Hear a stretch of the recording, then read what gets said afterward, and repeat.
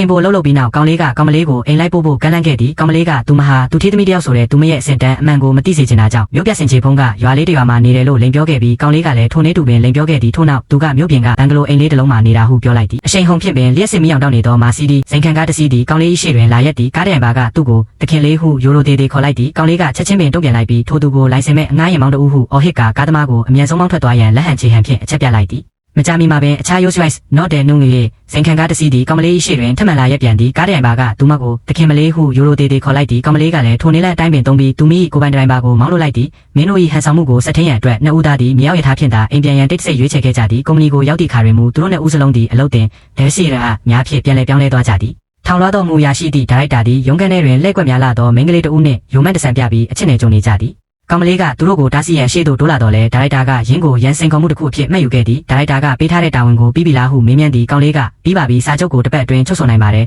ဟုပြောလိုက်သည်ကောင်မလေးကလောင်းကြီးကိုမှတ်မိနေဖို့ပဲလိုတယ်ဟုဆက်ပြောသည်ထိုချိန်တွေကိုမြင်တော့ခါဒါရိုက်တာသည်သူ၏ကတိကိုဖျက်ပယ်ပြီးတစ်ပတ်မဟုတ်ပဲ၃ရက်ပဲဟုပြောင်းလဲပြောဆိုကာစာချုပ်ကိုအခုချက်ချင်းရရမည်မဟုတ်ပါကအလုပ်ထုတ်ပြမည်ဟုတောင်းဆိုလိုက်သည်တိုးတော်လဲကောင်မလေးကကောင်းပြီလေဟုပြောလိုက်သည်ရုံးမှာတော့ဒါရိုက်တာသဘောတူသည်ကိုမြင်သည်နှင့်သူမသိချက်ချင်းလက်ထွက်သွားပြီးသူမရဲ့မိခင်ထံသို့ဖုန်းခေါ်ဆိုလိုက်သည်အခြေအနေကိုသိရှိပြီးနောက်သူထေးမကြီးဖြစ်သူမိခင်သည်ချက်ချင်းပင်ရင်နှန်းကိုလှည့်ပြန်ရန်အမိန့်ပေးခဲ့သည်လက်ထောက်ကလေရင်ခီးစဉ်ကဘာလို့ရမလဲဟုမေးမြန်းရသူထေးမကြီးကငါရဲ့ကိုပိုင်လေရင်ကအရေးမကြီးဘူးငါသမီးစီအမြန်ဆုံးသွားပါဟုပြောလိုက်သည်ထို့နောက်ကောင်မလေးသည်အမြန်ပြေးထွက်လာပြီးမေမေဒီစာချုပ်ကိုကြည့်ပါဦးဟုအော်ပြောသည်သူထေးမကြီးကဘာကြည့်စရာလိုလဲညီကငါသမီးပဲငါ့ကိုလိမ်မလားဟုပြောကစာချုပ်ပေါ်တွင်ချက်ချင်းလက်မှတ်ရေးထိုးပေးလိုက်သည်တိုးတော့ကောင်မလေးသည်စာချုပ်ကိုယူပြီးချက်ချင်းပင်လှည့်ထွက်သွားခဲ့သည်အခြားတစ်ဖက်တွင်မူဒါရိုက်တာသည်ကောင်မလေးပြန်မလာသေးသည်ကိုမြင်တော့ခါကောင်လေးကိုကောင်မလေးကတော့ထွက်ပြေးသွားပြီးထင်တယ်မင်းမဲသူမအတွက်လောင်းကြီးကိုအရှုံးပေးလိုက်တော့မလားဟုပြောလိုက်သည်အတိအကျပင်ထိုချိန်ကကောင်မလေးသည်ပြေးဝင်လာပြီးစာချုပ်ကိုဒါရိုက်တာထံကမ်းပေးကစာချုပ်ကိစ္စပြီးပါပြီဟုပြောလိုက်သည်ဒါရိုက်တာကသူမပြောသည်ကိုမယုံကြည်နိုင်ကြောင်းပြောတော့လဲစာချုပ်ပေါ်ရှိလက်မှတ်ကိုမြင်လိုက်ရတော့ခါတုံ့လောက်ချောက်ချသွားပြီး